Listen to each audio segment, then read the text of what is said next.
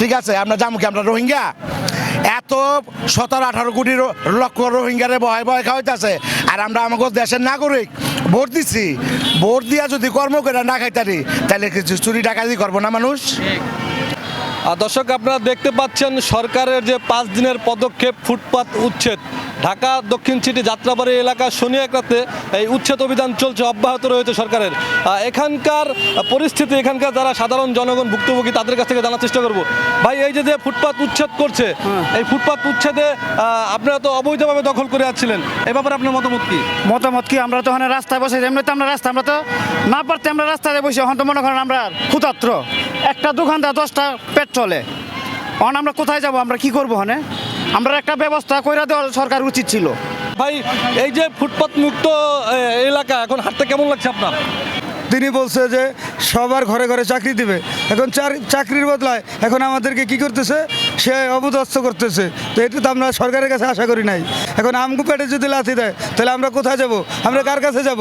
উচ্ছেদ করুক, আপত্তি নাই, কিন্তু রাস্তাঘাট চলাফেরা আমরা সুন্দরভাবে চলতে পারি, কিন্তু এদেরকে একটা ব্যবস্থা করা উচিত ছিল, তাদের পেটে লাথি দেওয়া তো উচিত না।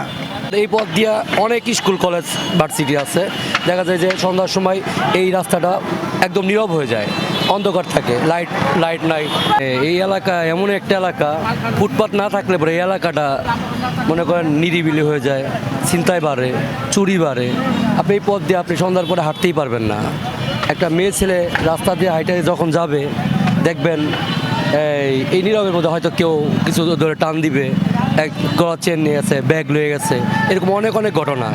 কারো প্যারে লাথি দেওয়া, বেকারত্ব বাড়ানো না করে বেকারত্ব ঘুচায়, সরকার সেই চিন্তা করুক, ফুটপাত দেখ, চাপাই দেখ, সুন্দর করে দেখ, সিস্টেমে দেখ, কিভাবে সব উঠাই দিব একবারে। বেকার লোকগুলো কি করবে? এমনি তো দেশে সব বেকার, কারেন্ট নাই, বিদ্যুৎ নাই, তেল নাই, টাকার সংকট, অর্থনৈতিক সংকট, আরও বেকার, বিদেশ থেকে শ্রমিক আসতেছে, এগুলো কোথায় যাবো?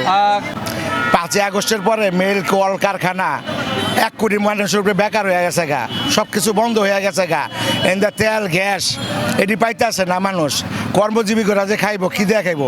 এরপরে ফুটপাতের ভিতরে পুরো বাংলাদেশ ব্যাপী 1 কোটির উপরে আছে ফুটপাতের দোকানদার, তারা কি করে খাইব? সরকার এখন ব্যবস্থা করুক। একটা ফ্যামিলির 5টা গাড়ি, 5টা পোলার 5টা গাড়ি, এটি সরকার চোখে দেখে না? এটি আগে বন্ধ করুক, তারপরে ফুটপাত। ঠিক আছে, আমরা যাবো কি? আমরা রোহিঙ্গা এত 17-18 কোটি লক্ষ রোহিঙ্গারে বহায় বহায় খাওয়াইতেছে, আর আমরা আমাকে দেশের নাগরিক ভোট দিচ্ছি। ভোট দিয়া যদি কর্ম করে না খাইতারি, তাহলে কিছু চুরি ডাকাতি করবো না মানুষ? ভাঙ্গে দেওয়ার পরে যে একটা দোকানে কম থাকলো, 3টে কর্মচারী আছে, 2টে কর্মচারী, 2টে ফ্যামিলি আছে, 2টে কর্মচারী, 2টে ফ্যামিলি আছে, এইতেই তো চলে। তাহলে এই লোকগুলো কোথায় যাইবে বাবা বলেন? কি করে খাইব? শেষমেশ তো আপনাদের এই যে দেখেন যে চুরি হয়, ছিনতাই হয়, এই এটি তো শুরু করে দেবো।